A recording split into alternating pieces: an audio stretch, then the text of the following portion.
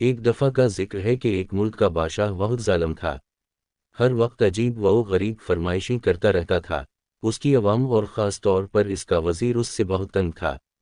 وزیر ایک نیک دل اور عقلمند انسان تھا جس کی وجہ سے ملک کے حالات کافی بہتر تھے۔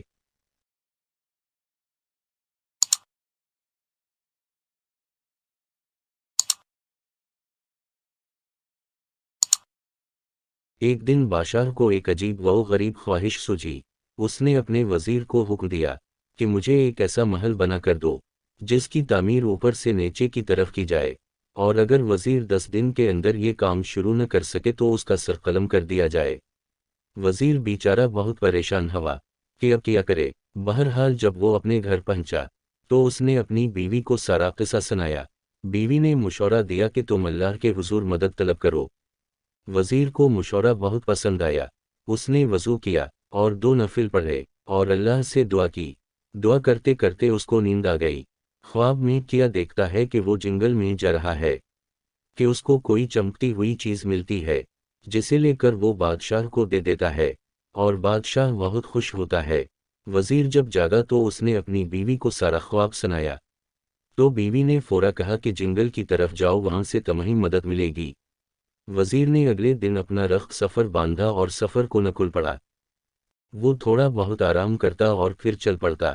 چلتے چلتے اس کو 5 دن ہو گئے تو اس نے سوچا کہ چلو اب واپس چلتے ہیں، اس مسئلے کا کوئی حل نہیں۔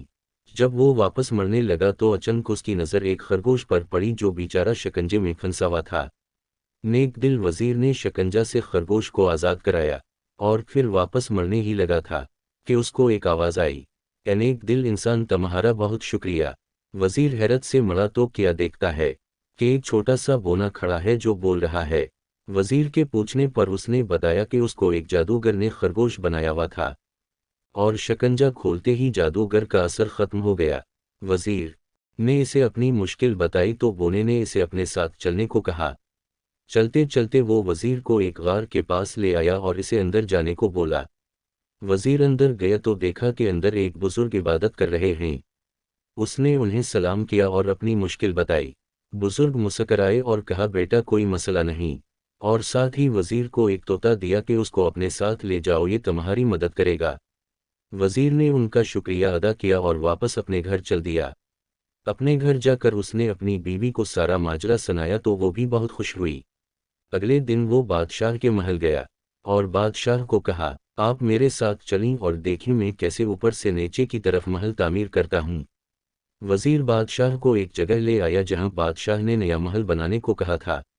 اس جگہ مزدور اور مستری اور تعمیراتی سامان پڑا ہوا تھا۔ وزیر نے طوطے کو ہوا میں چھوڑا اور کہا، چلو میاں مٹھو اب اپنا کام دکھاؤ۔